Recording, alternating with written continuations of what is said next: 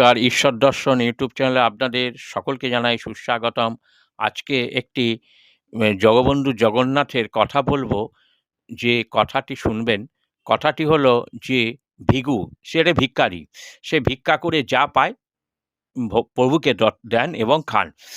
কিন্তু সে একদিন তিনি ভিক্ষা পাননি এবং তিনি রাত্রির বেলা প্রভুকে বললেন যে, "আপনাকেও জল খেয়ে শুতে হবে, আমাকেও জল খেয়ে শুতে হবে।" তাই তিনি জল দিয়েছেন। সেই সময় এক ঠক করে দরজার আওয়াজ এবং সেই অ্যা শিশু দরজা খুলে দেখল যে একটি শিশু। তিনি খাবার নিয়ে এসছেন এবং তাকে বললেন, "তুমি খাওনি, তুমি এই খাবারটা খাও এবং প্রভুকে দিয়ে খাবে। তোমার প্রভুও তো অভুক্ত।"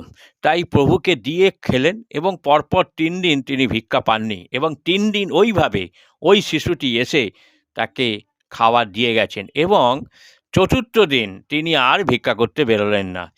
এইভাবে কদিন যাওয়ার পরে ওই ভিখারির মানে ভিক্ষা করে আরেকজন, সে ভাবল যে ভিখু আসছে না কেন? সে এসে দেখতে গিয়ে দেখল যে একটি থালা নিয়ে একজন দাঁড়িয়ে আছেন এবং সেই থালাটাতে ভিখু নিয়ে যাচ্ছে। তাই ভিখুকে এসে জিজ্ঞেস করল, "তুমি যাচ্ছ না কেন?" ভিখু বলল, "না, আমি আর যাব না, ভিক্ষা করব না।" সেই কথাটা রাজার কানে গেল। রাজা তাকে ভিখারিকে জিজ্ঞেস করল যে, "তুমি এইভাবে ভিক্ষা না করে খাচ্ছ কী করে?" বলল, "একটা বাচ্চা ছেলে আসছেন, তা সে দিয়ে যাচ্ছে।"